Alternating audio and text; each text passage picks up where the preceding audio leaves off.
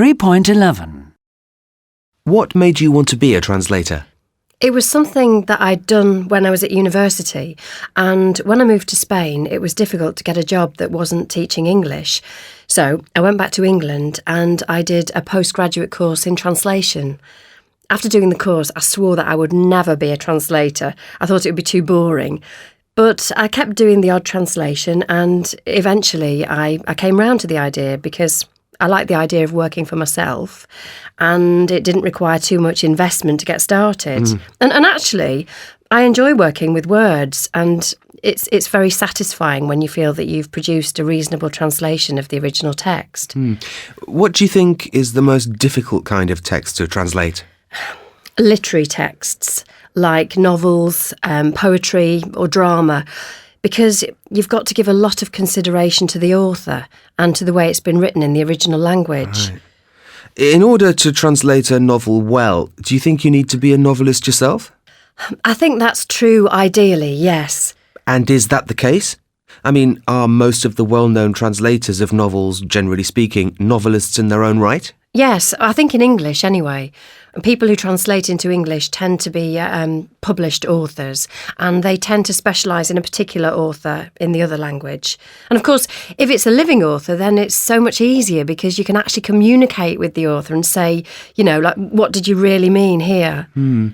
Another thing I've heard that is very hard to translate is advertising, for example, slogans.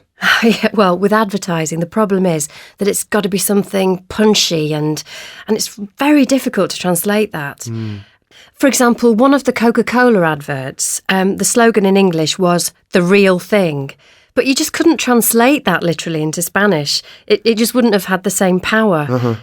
In fact, it became "sensación de vivir," which is sensation of living, which sounds really good in Spanish, but it would sound weird in English. What about film titles? Oh, they're horrific too. And people always complain that they've not been translated accurately, but of course it's impossible because sometimes a literal translation just doesn't work. For example? Okay, well, think of the Julie Andrews film, The Sound of Music. Well, that works in English because it's a phrase that you know, like I can hear the sound of music. Yes. But it doesn't work at all in other languages. And in Spanish, it was called sonrisas y lágrimas, which means smiles and tears.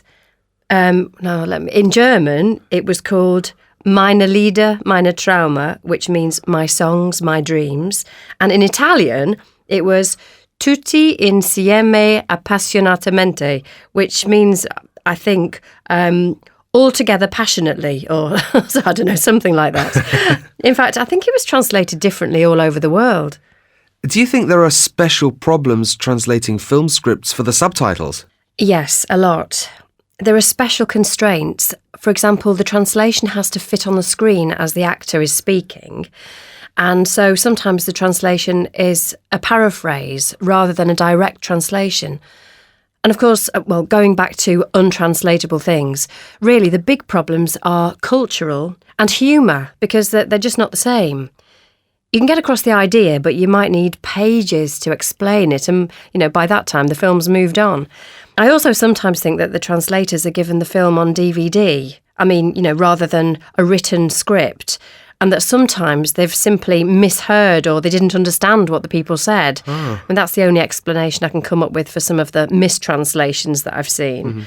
Although sometimes it might be that some things like humour and jokes, especially ones which depend on wordplay, are just, they're simply untranslatable.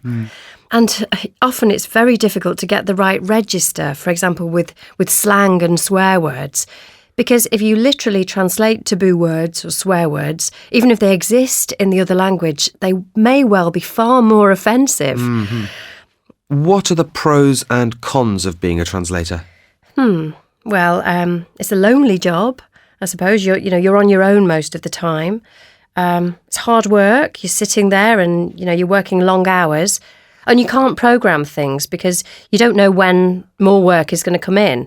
And people have always got tight deadlines. It's really rare that somebody will ring you up and say, I want this translation in 3 months' time. Sure. That just doesn't really happen. Yeah.